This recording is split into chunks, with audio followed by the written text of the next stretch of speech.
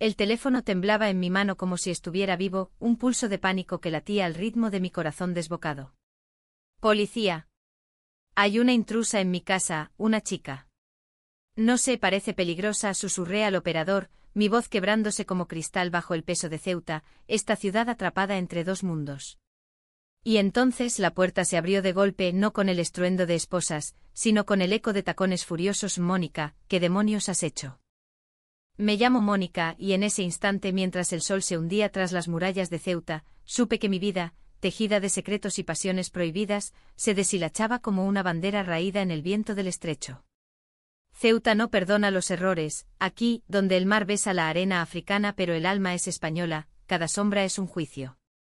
Yo, con mis 32 años de piel pálida y ojos que han visto demasiadas injusticias, había construido un refugio en mi pequeño apartamento del barrio de San Francisco, un rincón de libros desordenados y sueños a medio escribir.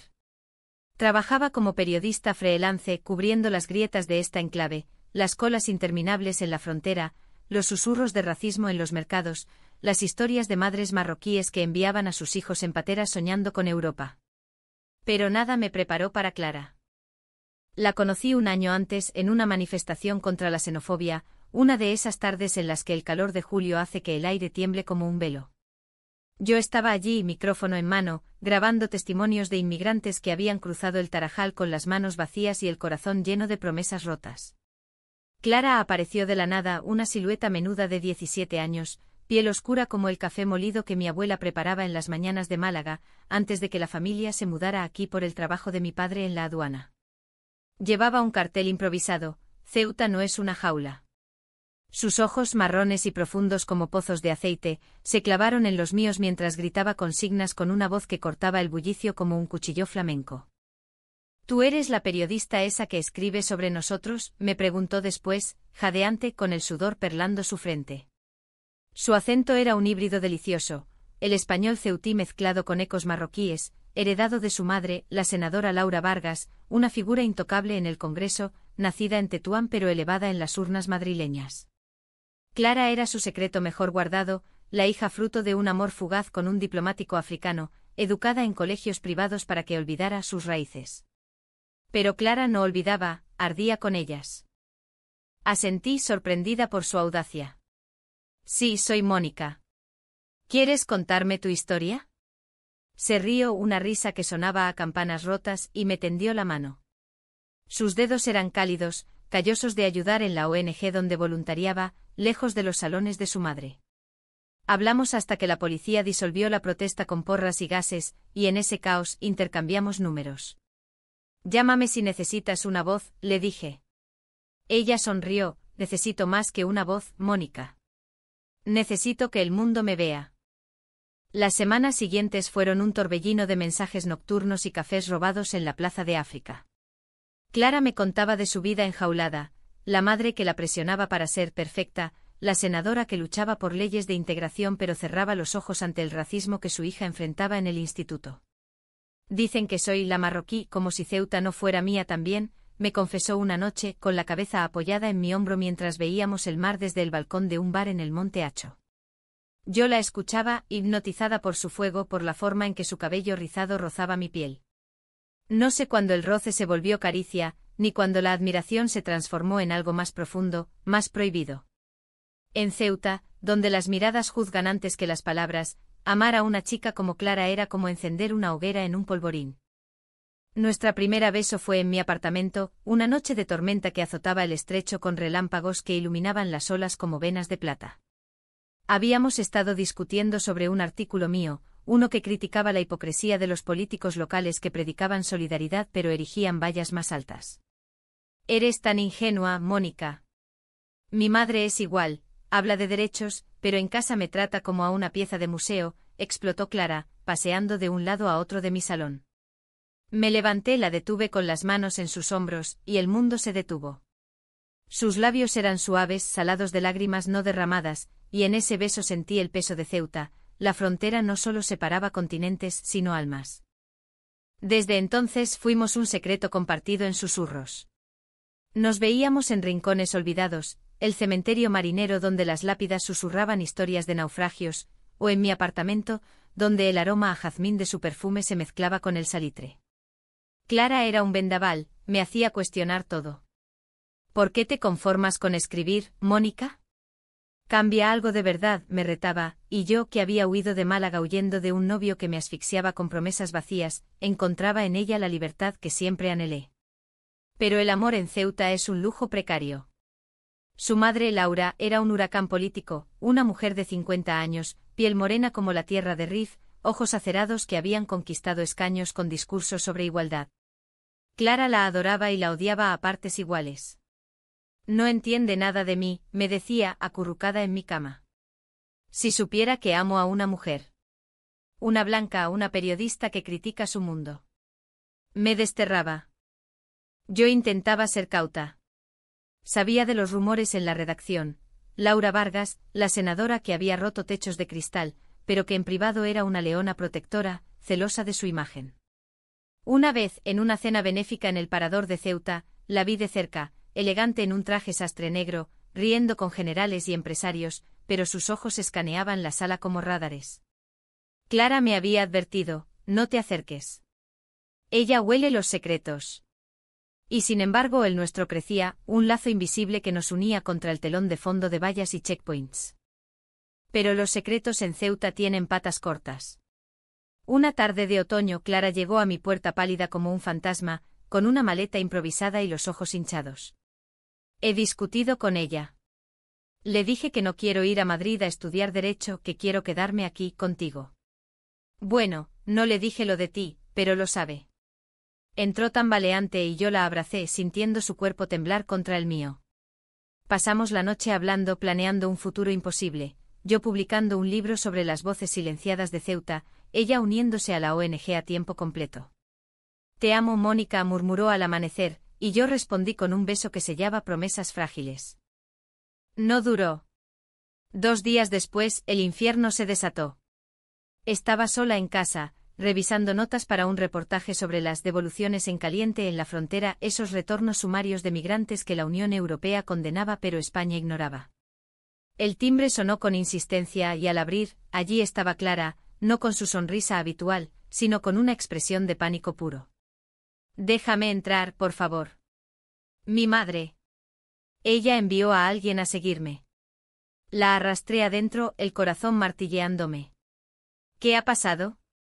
Se derrumbó en el sofá, sollozando, le confesé todo. Que te quiero. Que no soy la hija perfecta que quiere. Me gritó que era una traidora, que ensuciaba su legado. Dijo que tú me habías corrompido, una blanca privilegiada jugando a la revolucionaria. El mundo se nubló. Intenté calmarla ofreciéndole té de hierbas como mi madre hacía en las crisis, pero el teléfono vibró, un mensaje de un número desconocido. Sal de ahí ahora. Laura viene. Pánico. Clara, entre hipos, me suplicó, no la llames. Quédate conmigo. Pero el miedo, ese viejo compañero de Ceuta, donde una denuncia puede arruinar vidas, me traicionó. Miré por la ventana, siluetas de uniformes azules acercándose. ¿Qué has hecho?, gemí, pero era yo, en un arrebato de terror irracional, quien había marcado el número de emergencias minutos antes, cuando Clara golpeó la puerta con fuerza, pensando que era una intrusa, una ladrona de las que merodean los barrios periféricos. Hay una chica negra en mi puerta, parece desesperada, creo que necesita ayuda. No, esperen, policía. El error fue garrafal. Cuando los agentes irrumpieron con sus botas resonando en el suelo de baldosa, Clara se encogió en una esquina, gritando mi nombre como un talismán. Mónica, diles que soy yo. Diles que te amo. Los policías, confundidos, me miraron. Señora, ¿es esta la intrusa?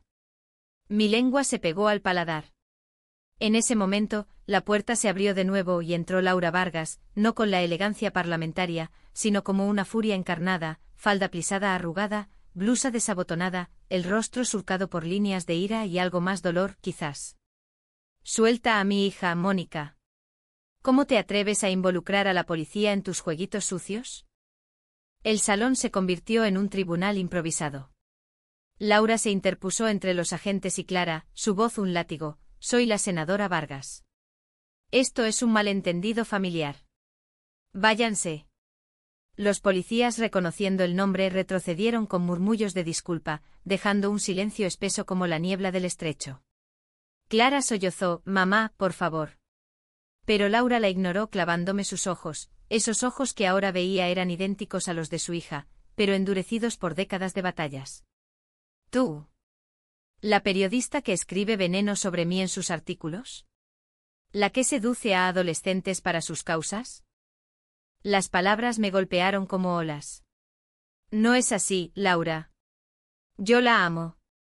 De verdad». Ella rió una risa amarga que resonó en las paredes. «Amor. En Ceuta el amor es una frontera más. Tú, con tu piel blanca y tu pluma afilada, crees que puedes reclamar lo que no entiendes. Mi hija es sangre de mi sangre, no un trofeo para tu redención personal». Clara se levantó temblando. «Mamá, basta. Mónica me ha dado lo que tú nunca pudiste, libertad para ser yo». El aire crepitó. Laura palideció y por un instante vi una grieta en su armadura, un destello de comprensión, o tal vez de memoria propia. Pero el daño estaba hecho. Esa noche Clara se fue con su madre, arrastrada por una mano que era tanto protección como cadena. Yo quedé sola, el apartamento vacío como una concha marina, el teléfono mudo testigo de mi traición involuntaria. Llamé a Clara 1000 veces, pero solo silencio. En los días siguientes Ceuta se volvió un laberinto de sombras. Vi a Laura en las noticias, defendiendo una nueva ley de asilo con su retórica impecable, pero ahora sabía el costo. Clara me escribió una vez un mensaje efímero: «Me duele, pero te entiendo. El miedo nos come a todos aquí». El vacío que dejó Clara era un abismo, y yo caí en él con la gracia de un pájaro herido. Ceuta, con su mezcla de minaretes y campanas, se burlaba de mí. Las calles del centro, donde antes paseábamos cogidas de la mano disfrazadas de amigas, ahora eran minas. Evitaba la Plaza de los Reyes, donde su instituto desembocaba en oleadas de uniformes, y me refugiaba en la redacción improvisada de mi habitación, tecleando artículos furiosos sobre discriminación que nadie publicaba. «La hipocresía de la élite ceutí», titulé uno insinuando sin nombrar, pero el editor lo rechazó: «Demasiado personal, Mónica. En esta ciudad, las palabras son balas». Laura, por su parte, se convirtió en un espectro omnipresente. Sus carteles electorales: «Vargas, puentes, no muros», me miraban desde cada farola, su sonrisa política un recordatorio de la mujer que había irrumpido en mi vida como un vendaval. Intenté odiarla, pero no podía. En las noches de insomnio imaginaba su juventud, una chica de Tetuán cruzando la frontera con sueños de justicia, casándose por conveniencia, pariendo a Clara en un hospital madrileño para europeizarla. ¿Había amado Laura alguna vez como yo amaba a su hija? ¿Había sentido el terror de un amor que la sociedad etiquetaba como escándalo? Una semana después del incidente recibí una llamada anónima. «Reúnete conmigo en el Café El Rebellín». «Sola». La voz era ronca, pero reconocí el timbre: «Laura». Mi pulso se aceleró. ¿Era una trampa? ¿Una amenaza velada de la senadora que podía arruinar mi carrera con una sola alusión en el hemiciclo? Fui impulsada por una mezcla de rabia y curiosidad. El café, un antro decrépito cerca de la muralla carlista, olía a tabaco rancio y café solo. Ella estaba en una mesa del fondo, envuelta en un abrigo oscuro, el rostro iluminado por la luz mortecina de una lámpara. «Siéntate», ordenó sin preámbulos. Obedecí, las manos apretadas bajo la mesa. «No vengo a disculparme. Vine a advertirte». Sus ojos, cansados bajo el maquillaje, me escrutaban. «Clara está destrozada. No come, no duerme. Todo por ti». Tragué saliva. «¿Y qué quieres que haga? ¿Que olvide lo que siento?». Ella se inclinó bajando la voz: «Quiero que entiendas. Ceuta no es Málaga, Mónica. Aquí una senadora negra con una hija lesbiana. Sería el fin. Los ultras me destrozarían, y Clara pagaría el precio. Ya lo hace, las miradas en el supermercado, los susurros de la hija de la traidora. Por primera vez vi a la mujer, no a la política». «Yo también lo sé», respondí, la voz temblorosa. «Mi familia me repudió cuando salí del armario a los 20. Mi padre, aduanero de por vida, me dijo: en Ceuta, las anormales no duran». Compartimos un silencio cargado, roto solo por el tintineo de tazas. Entonces Laura soltó la bomba: yo también amé a una mujer, hace 30 años. En Tetuán, antes de la política. Se llamaba Aisa, una maestra. Pero la frontera nos separó. Ella se quedó en Marruecos, yo crucé, y enterré ese amor para sobrevivir. Sus palabras cayeron como lluvia en el desierto. ¿Revelación o manipulación? Por eso protejo a Clara así. No es odio, es miedo. Salí del café aturdida, el viento del estrecho azotándome el rostro. Esa confesión abría grietas en mi ira. Laura no era la villana monolítica, sino una superviviente como yo. Pero el daño persistía. Clara y yo nos escribíamos en códigos, mensajes cifrados sobre libros prestados que significaban te extraño.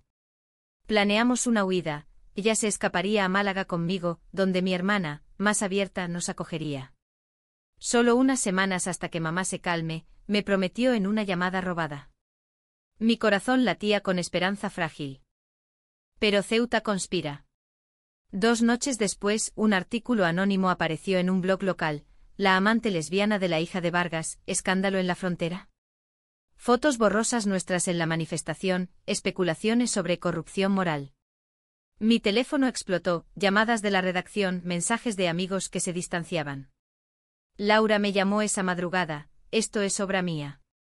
No podía dejar que siguieras envenenando a mi hija. Traición pura. Como pudiste, grité. Por ella. Por nosotras. El amor duele, Mónica, pero la exposición mata. El abismo se ensanchó. Clara cortó contacto, su último mensaje un puñal: mamá dice que es por mi bien. Lo siento. Me hundí en una depresión salada, vagando por las playas del Desnarigado, donde las olas arrastraban restos de pateras rotas. Encontré consuelo en mi terapeuta, una andaluza expatriada que me recordaba: el amor en minoría es resistencia, no rendición. Escribí un manifiesto anónimo, voces silenciadas de Ceuta, exponiendo el racismo LGTBI en la ciudad, y lo subí a redes. Se viralizó atrayendo aliados inesperados, activistas marroquíes, incluso una diputada aliada de Laura que me contactó en secreto. El punto de quiebre llegó en diciembre, con las luces de Navidad parpadeando como falsas esperanzas en las calles. Recibí una invitación formal: cena familiar. Laura Vargas. ¿Locura? Fui vestida de negro como luto al chalet de las afueras, una fortaleza con vistas al Peñón.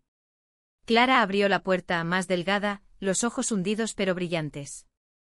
No digas nada, susurró abrazándome fugazmente. Dentro, Laura presidía la mesa, flanqueada por asesores que fingían normalidad. La cena fue un campo minado, conversaciones sobre política, pases de pan que eran pases de armas. Entonces Clara explotó. Basta, mamá. Esta farsa me asfixia. Amo a Mónica, y tú lo sabes. Tu secreto con Aisa. Lo contaste todo, ¿verdad? ¿Por qué no puedes aceptarme como ella te aceptó a ti? Silencio de plomo. Laura palideció, los cubiertos suspendidos. Clara. Pero mi voz cortó: Laura, el miedo no construye puentes. Lo destruye. Los asesores se excusaron torpemente, dejando a las 3 en un triángulo de verdades desnudas. Horas después, en el jardín bajo la luna ceutí, Laura confesó más: Aisa había muerto en un cruce fallido años después, un secreto que la había petrificado. Te veo en ti, Mónica, valiente pero imprudente. Por eso te ataqué. Para protegerla de perder como yo perdí. Lágrimas por fin surcaron su rostro. Clara la abrazó y yo me uní, un círculo frágil de sanación. No fue perdón instantáneo, sino un armisticio. Laura prometió terapia familiar, apoyo discreto para mi campaña LGTBI. Pero Ceuta no suelta fácil. Días después el blog anónimo contraatacó con más veneno, y Laura, redimiéndose, lo desmanteló públicamente: un tuit sobre tolerancia real, no retórica. Clara y yo retomamos, cautos, paseos en el parque de San Severiano, donde los eucaliptos susurran absoluciones. La redención de Laura fue un bálsamo efímero, como la lluvia escasa que moja Ceuta en invierno sin calmar la sed. Nuestras vidas se entretejieron de nuevo, pero con hilos tensos, listos para romperse al menor tirón. Clara volvió a mi apartamento a ratos, robando noches en las que el mar rugía como un cómplice. Siento que camino sobre huevos, me confesaba, trazando mapas invisibles en mi espalda con sus dedos. Yo asentía, besando sus preocupaciones, pero en el fondo, el incidente de la policía era una cicatriz supurante, y si el próximo malentendido era fatal. En esta ciudad, donde los rumores viajan más rápido que las gaviotas, nuestro amor era un faro tentador para tormentas. Laura, por su parte, se transformó en una aliada reticente. Me invitó a su círculo, reuniones en su despacho del ayuntamiento, donde discutíamos políticas de inclusión con un velo de cortesía. No lo hago por ti, Mónica, me dijo una vez, sirviéndome un cortado fuerte. Lo hago por Clara. Y quizás por Aisa. Sus ojos se nublaban al mencionar su nombre, y yo veía flashes de la joven que había sido, apasionada, desafiante, antes de que el poder la moldeara en estatua. Compartir esa vulnerabilidad creó un puente inesperado entre nosotras, una sororidad nacida del dolor compartido. Pero Ceuta, con su historia de divisiones, no toleraba puentes sin peajes. El conflicto latente estalló en primavera, cuando las jacarandas tiñeron las calles de púrpura como sangre diluida. Clara, impulsada por nuestro amor y el apoyo de su madre, se unió abiertamente a una protesta masiva contra la ampliación de la valla fronteriza. Es ahora o nunca, me dijo, pintando su cartel con lemas en árabe y español. Yo cubría el evento para un medio independiente, cámara en mano, pero el corazón en la garganta. La manifestación era un mosaico vibrante, ceutíes de todas las pieles, marroquíes con pañuelos, activistas LP con banderas arcoíris. Clara, en el centro, gritaba: fronteras para los ricos, puentes para los pobres. Todo iba bien hasta que los ultras contraatacaron. Un grupo de neonazis locales, esos fantasmas del franquismo que aún merodean los bares del puerto, irrumpieron con cánticos racistas y botellas volando.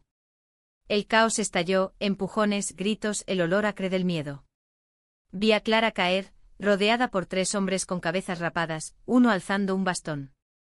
Mi cámara cayó, corrí hacia ella, gritando su nombre. «Suéltala, cerdo». Un golpe me alcanzó el hombro, un dolor sordo que me lanzó al suelo. Pero entonces, como un milagro ceutí, Laura apareció, no la senadora, sino la madre leona, apartando a los agresores con la ayuda de agentes leales. «Mi hija». Atrás, rugió su voz cortando el tumulto. La policía intervino, pero el daño estaba hecho. Clara tenía un corte en la mejilla, superficial pero sangrante, yo un hematoma que palpitaba como un recordatorio. En el hospital del campo de San Juan, mientras nos cosían, Laura nos miró alternadamente el rostro ceniciento. Esto es lo que temía. El odio no distingue, os quiere a las dos. Clara, con vendajes frescos, tomó mi mano, pero el amor sí distingue, mamá. Nos une. Esa noche en la sala de espera, Laura me contó más de Aisa, cómo se conocieron en un taller de alfabetización en Tetuán, cómo sus besos eran robados bajo olivos, cómo la muerte de Aisa en una redada fronteriza la impulsó a la política, no por venganza, sino por redención fallida. Salimos del hospital como una familia improvisada, pero el escándalo fermentaba. El blog anónimo resucitó, ahora con fotos del altercado. La senadora protege a su hija lesbiana y su amante blanca en revuelta inmigrante. Laura enfrentó la tormenta en una rueda de prensa: mi familia es ceutí, española, humana. El amor no es escándalo, el odio sí lo es. Su defensa valiente y pública nos blindó temporalmente, pero desató una oleada de amenazas, correos anónimos, pintadas en mi puerta: maricona traidora, llamadas a medianoche con respiraciones jadeantes. Clara y yo nos refugiamos en el interior, planeando un futuro más allá de Ceuta. Málaga, o incluso Granada, sugería ella, mientras cocinábamos paella con especias marroquíes que su abuela le había enseñado. Yo soñaba con una casa con jardín, donde nuestro amor floreciera sin vallas. Pero Laura, en una visita inesperada, nos trajo realidad: no huyáis. Ceuta necesita vuestras voces. Yo os protegeré. Ofreció recursos, un abogado para demandas por difamación, contactos en Madrid para mi carrera periodística. Era su forma de expiar, de unir su legado al nuestro. Sin embargo, la traición acechaba en sombras propias. Descubrí por un desliz de Clara, que Laura había filtrado detalles de nuestro romance a un aliado político para controlar el daño. Quería suavizarlo antes de que explotara, explicó Clara, avergonzada. El dolor fue agudo, aliada o manipuladora. Confronté a Laura en su oficina, el sol filtrándose por persianas como rayos acusadores. Usas nuestro amor como moneda política. Ella no negó, en este juego todo es moneda. Pero por primera vez invierto en la verdad. Lágrimas mutuas, un abrazo torpe que selló una tregua profunda. El verano trajo el alto trao. Ceuta ardía en fiestas, fuegos artificiales sobre el mar, sardinas asadas en las plazas. Clara y yo bailamos en la romería del Niño Dios, perdidas en la multitud, sus caderas contra las mías al ritmo de rumbas gitanas. Pero en la euforia, Clara anunció su decisión: me quedo. Voy a estudiar periodismo aquí, contigo. Cambiaremos Ceuta desde dentro. Orgullo y terror se mezclaron en mi pecho. Laura, presente en la distancia, nos observó con una sonrisa fantasma. Entonces el golpe final. El blog reveló el pasado de Laura con Aisa, documentos falsos pero convincentes que pintaban un romance escandaloso con una inmigrante ilegal.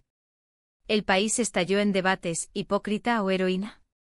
Laura, acorralada, dio una entrevista explosiva: sí, amé a una mujer. Sí, perdí a Aisa por fronteras que yo ahora combato. Mi hija ama a Mónica, y ese amor es mi orgullo, no mi vergüenza. El vídeo se volvió viral, transformando escándalo en movimiento. Apoyé a Clara en manifestaciones de solidaridad, mi voz uniéndose a la suya: amor sin fronteras. En el clímax, bajo la lluvia torrencial de una tormenta atlántica, nos reunimos las tres en la playa del Chorrillo. Olas furiosas lamían la arena, el peñón de Gibraltar un centinela lejano. Clara, empapada, besó mi frente: somos más fuertes que esto. Laura, con el cabello gris pegado al rostro, tomó nuestras manos: perdonadme. He sido la valla, pero quiero ser el puente. Lloramos riendo entre sollozos, mientras el trueno retumbaba como aplauso divino. Ceuta, en su misericordia caprichosa, nos concedió un epílogo de calma tras la tormenta.